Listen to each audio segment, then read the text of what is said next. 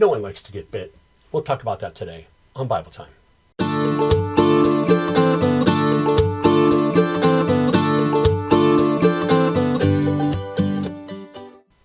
Hello again, everyone. Thank you for joining me for Bible Time. Hey, I want to turn to Galatians chapter 5, and we're going to begin with verse 13. It says, "You, my brothers and sisters, were called to be free, but do not use your freedom to indulge the flesh.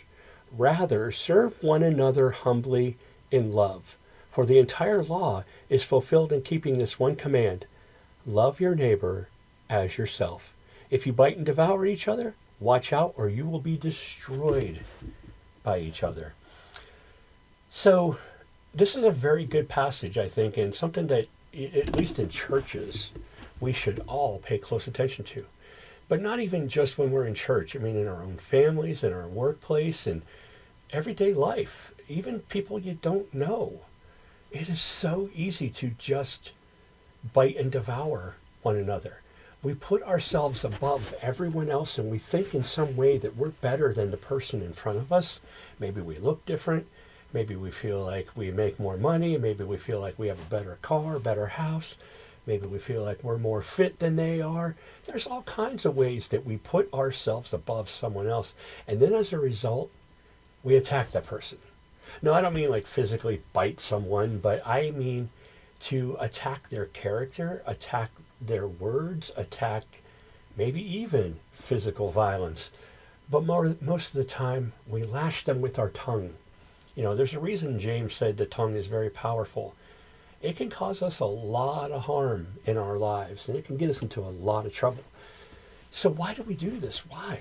Well, in part, it makes us feel better. I'm not that person. I'm not. And you know what? You're not, but you still got those underlying issues that you're trying to avoid. The things that you don't like about yourself that you're trying to get rid of. So you focus on someone else, and then like, oh, well, at least I don't have that problem. That's called biting and devouring, and we're going to devour and destroy one another. So what do you do about those things? Those things that you don't like about yourself. I wish I wasn't afraid. I wish I had more courage. I wish that I would actually do what God is telling me to do. I wish that I would step out in faith. I wish. And we never, ever can do it. We have got to give it to God. Well, how do you do that? Pray. I mean, folks, it's so simple, and we just don't do it. And I put myself in that boat too.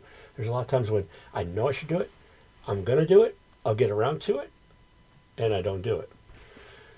So we've just got to turn to God and give him all of our shortcomings.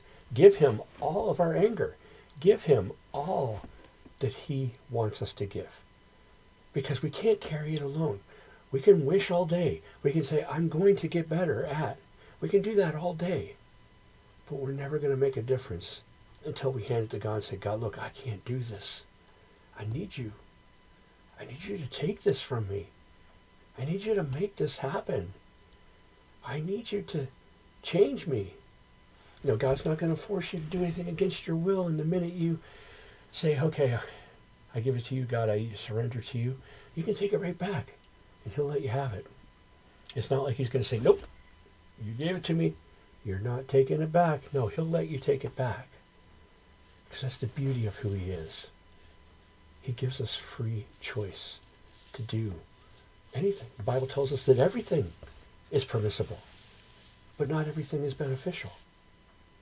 You can do whatever you want. It just won't always do you good.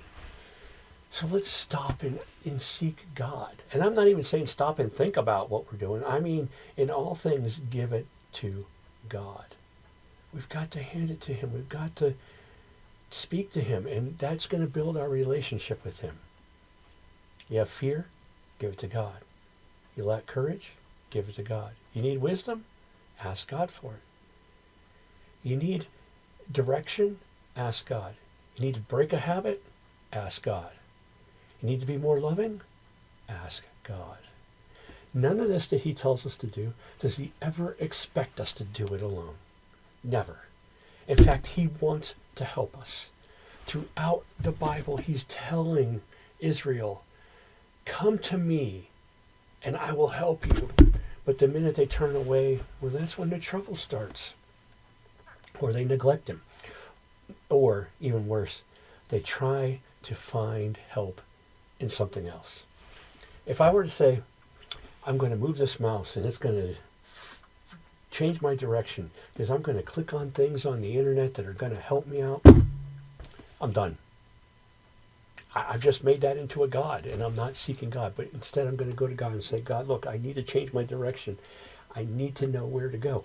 And if you're going to use this mouse to help me click on something, then great. But God, you be in the forefront. You be the one guiding. You be the one doing the work. He wants to. But do you want him to? Think about that one. That's your Bible time for today. I hope you enjoyed it. I'll talk to you again all real soon. God bless.